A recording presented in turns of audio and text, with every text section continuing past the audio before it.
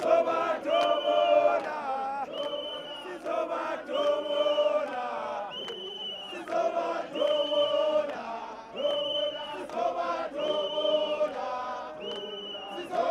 must go. Zuma must go. We are here to march against President Jacob Zuma. The man must fall. We are not going to be spectators watching while Zuma is destroying our country. Everyone is ready to take the president out. Over the years, calls have been growing for South Africa's President Jacob Zuma to resign. From Cape Town to Johannesburg, hundreds of thousands took to the streets in protest over his leadership. It seems even in 2018, not much has changed. In Bloemfontein, the youth share their first thoughts when the name Jacob Zuma comes to mind. Okay, a lot of drama, corruption, court cases, yeah, so it's messed up. President Jacob Zuma, I think the guy who doesn't want to move out of the president's seat. I think of someone who tried to make the right decisions, but unfortunately made most wrong.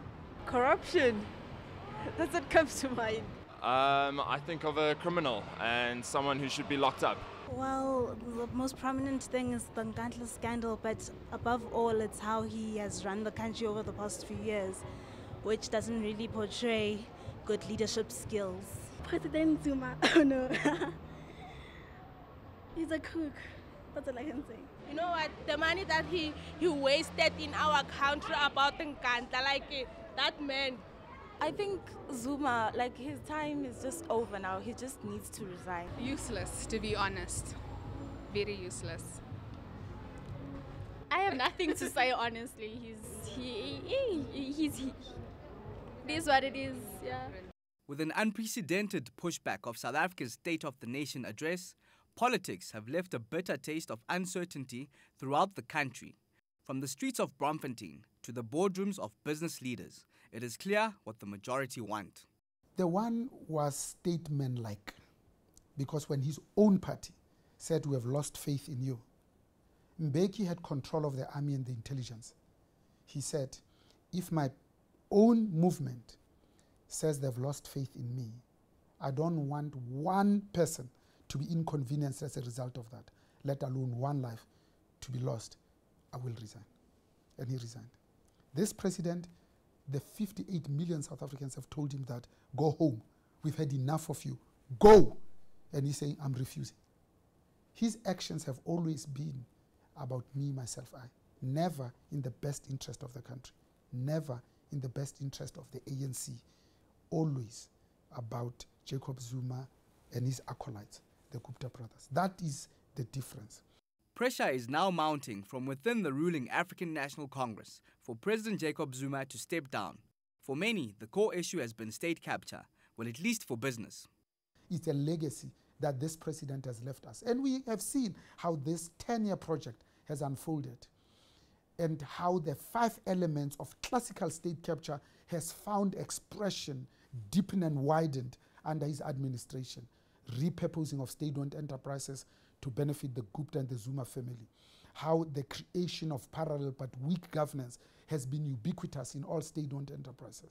How they've created shadow state interministerial committees so that cabinet is no longer the finally accountable entity, accountable to the 58 million South Africans. But also they legitimized rent-seeking. And then lastly, the idea and the agenda has always been to capture national treasury. For the ruling African National Congress, it has also been about having 2 centers of power, with Cyril Ramaphosa being president of the party, while President Jacob Zuma heads government. There are no 2 centers of power. There's only one center of power in South Africa, and that is Parliament. That is the only center of power in South Africa. Parliament, assisted by the Constitutional Court, that is your center of power. Parliament then elects amongst its members the president, who ceases to be a member of Parliament upon election as president, but accounts to Parliament. So there are no 2 centers of power. The ANC is one of 200 political parties that we have in this country. You mentioned a crucial point where it's delegated by the President of South Africa. So are you in agreement that the more powerful between the two, President Jacob Zuma and ANC President Cyril Ramaphosa, at this moment, is President Jacob Zuma? Yes, absolutely. President Jacob Zuma is the head of state of South Africa. He's the president of the state of South Africa.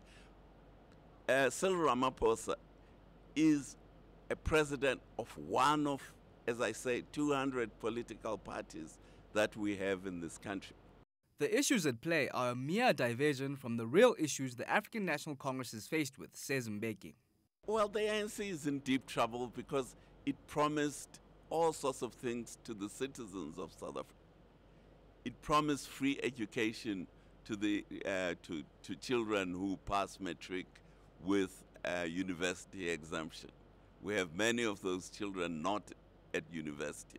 It promised that it would create employment for the working age population. We have many, many people in this country who are not in employment. So the ANC, in a way, is faced with the ANC is fighting amongst themselves precisely because they are failing to deliver on the promise to the people. So in a way, this is a diversionary tactic, in my view, to be fighting Jacob Zuma instead of sorting out the problems that the country is faced with.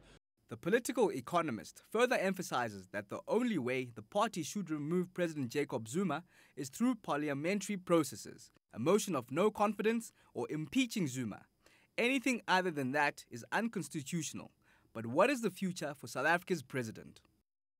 The NEC, 80+4, unanimously decided that President Jacob Zuma, not to create tension, must move aside.